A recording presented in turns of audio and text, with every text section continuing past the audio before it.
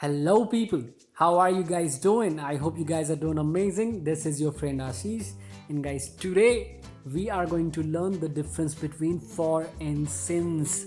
Something that confuses a lot of people. All the confusions, all the doubts will fade away today, and you will master these two words as we are going to learn everything about them. There is a test at the end of the lesson. Do try that test as well. Alright, I'm excited. Hope you guys are too. Let's do it. Guys, both for and since can be used in different situations, giving different meanings. Yes, first of all, let us understand these two words can be used in different situations for different purposes. Let's talk about these purposes.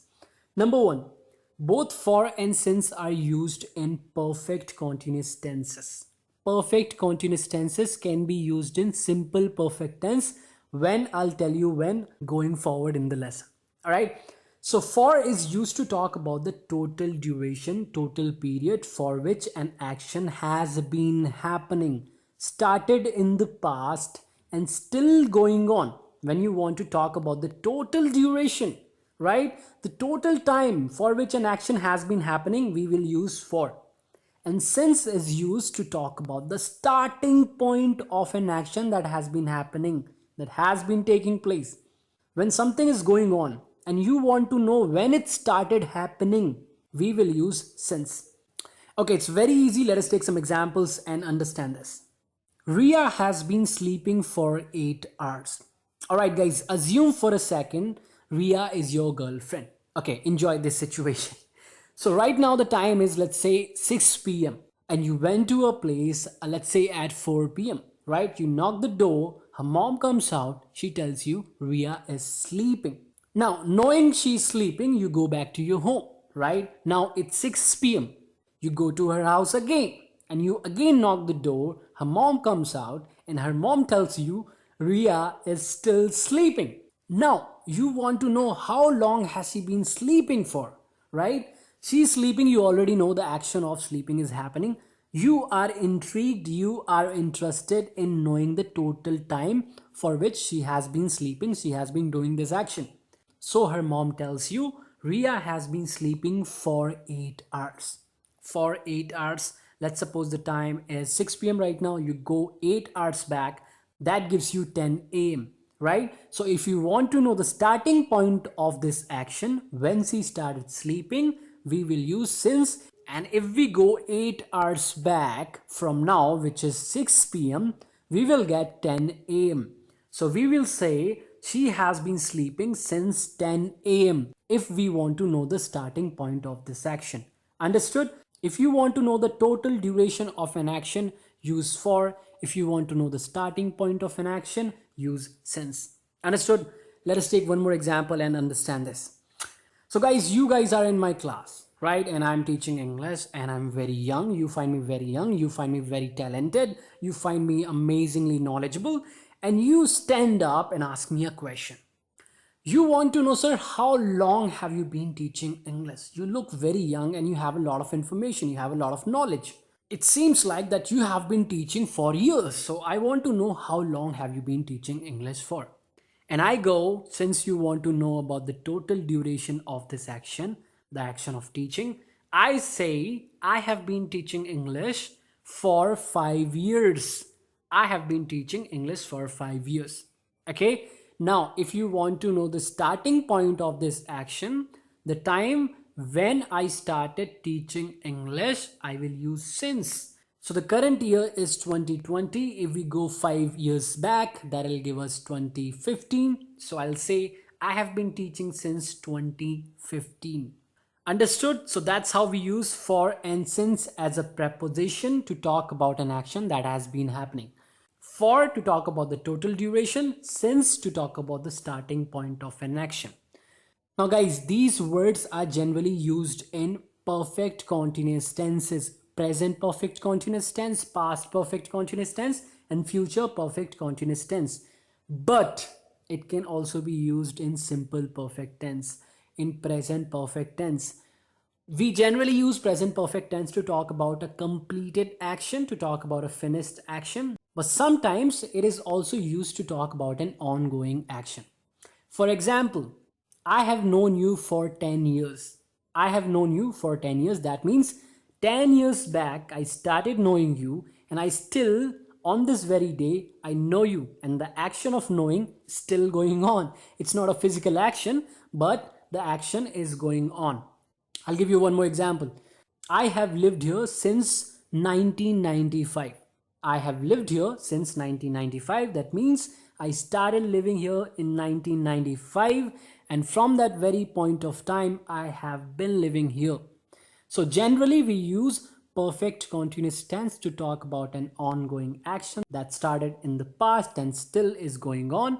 But sometimes we can also use simple perfect tense as well. So use for to talk about the durations like hours, minutes, days, months, years, decades, and you can also talk about uncertain time. You can also talk about uncertain time duration using some phrases. Phrases like for a long time, for some time, for quite a time, for a good amount of time. So these are the phrases that you can use. These are the time expressions that you can use to talk about uncertain, indefinite time period. All right, I can say I've been living here for a long time. If I do not want to talk about the exact time, I will use these phrases. Understood?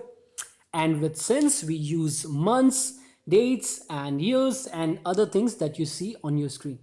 So that's usage number one. Let's talk about usage number two, guys.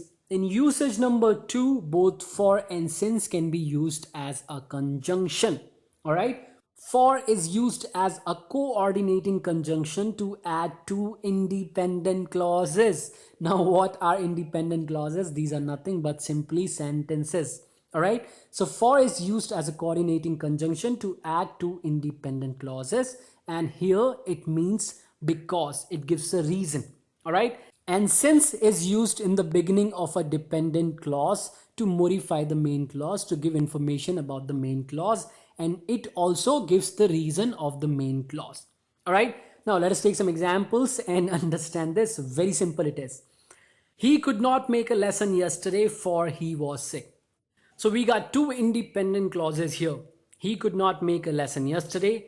He was sick, and for is our coordinating conjunction coming in the beginning of the second independent clause, I was sick.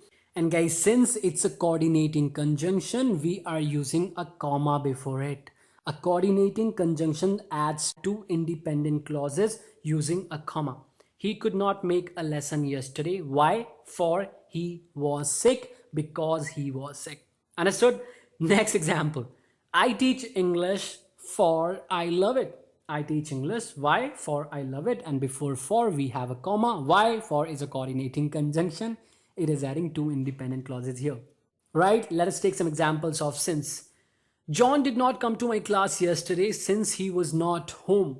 John did not come to my class yesterday. Why? Why did he not come to my class yesterday? Since he was not home. So since he was not home is a dependent clause starting with the conjunction since, subordinating conjunction, and giving information about the main clause. John did not come to my class. Why? Since he was not home. Let's look at the next example. Since he was not happy with the job, he quit. Since he was not happy with the job, he quit. Why did he quit? Since he was not happy with the job. And guys, let us understand how to punctuate since and for when these words are used as conjunction. Always remember, when you use for as a conjunction, as a coordinating conjunction, to add two sentences, two independent clauses, always use a comma before it. All right. Look at these two sentences. We have a comma before for. And when we talk about since, if the dependent clause that's starting with since comes after the independent clause, like the first example, we do not use a comma. John did not come to my class yesterday since he was not home. John did not come to my class yesterday is an independent clause, is a sentence, and since he was not home is a dependent clause. So we do not have a comma here. But if your sentence starts with the dependent clause first, with the since clause first, followed by the independent clause, then use a comma after the dependent clause. Look at the second example. Since he was not happy with the job, comma, he quit. Since he was not happy with the job, comma, he quit. All right, so that's usage number 2, guys. Usage number 3, guys. For can be used as a preposition to point out the receiver of an action or a noun. And since can be used as an adverb to modify the main verb in the main clause. Yes, it can. Let me show you how. We'll start with for first. I bought this car for you. I bought this car for you. Pointing out the receiver of this action of this car. Who is this car being bought for? This car is for you, buddy. For you. These chocolates are for you. Again, the receiver of the chocolates is you. Understood? Can you do something for me? Can you do something for me? I am the one who's receiving the benefits. I am the one who you are going to do something for. Understood? So for can be used as a preposition to point out the receiver of an action or a noun. Since can be used as an adverb to modify the main verb in the main clause. How? Let me show you how. He drank a lot last night and he has not been fine ever since.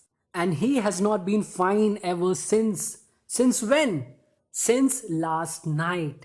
So since here refers to the time last night. So it's giving information about the state of the subject. Understood? Let's look at the next example. Last Sunday, my mom and I had a fight and we have not been talking since. Guys, again, we have not been talking since. So since here gives information about the time, about the starting point of this action. Since when we haven't been talking? We haven't been talking since Sunday. Since here refers to the time Sunday. Alright, the last Sunday is the starting point since when we haven't been talking. Understood? So since can be used as an adverb too. So now I hope you guys know the difference between for and since, and I hope now you know how to use these words. I'm not going to believe you simply, okay? You have to prove yourself. On your screen are some examples with some options. What you guys have to do is, you know what you have to do. You have to choose the right option right in the comment section below. I'll check your answers. And if you get them right, you get them right. So that's about today's lesson, guys. I hope you enjoyed this lesson. I hope you loved it. I hope now you're feeling more confident about this topic. And I hope you're never gonna make mistakes with for and since. So if you like the video, give this video a thumbs up. If you're new to the channel, make sure you subscribe to the channel and press the bell icon. And I'll see you guys very soon. Till then, keep learning. Have fun. I love you all. Bye-bye.